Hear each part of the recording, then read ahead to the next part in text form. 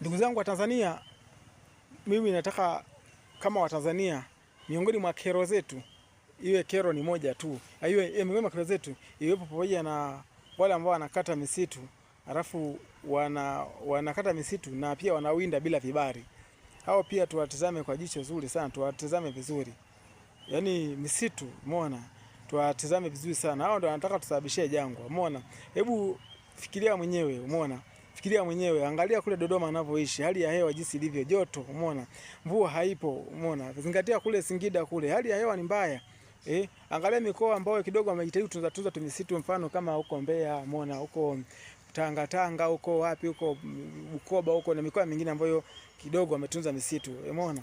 Kwa hiyo hata hivyo na huko ambako kumekata miti, jitahidini kupanda hata miti basi. Pandeni hata ya kisasa, kama ya kienyeji tayari imeshakufa.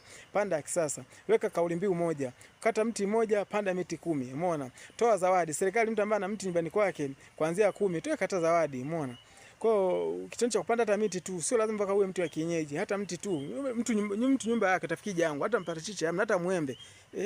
Hapo utasikia yani mwaka huu matunda bei umeshindwa kupanda hata mparachichi nyumbani. Umeona? Yanapokuwa bei kwako venyewe kwako hayapo, unaenda sokoni. Na yeye atakapoanza kwako na yeye atakuja kwako kuja kununua. Umeona? Pia Watanzania naomba tusubscribe, wote ambao mnapenda misitu, mnapenda historia ya nchi yetu. Umeona?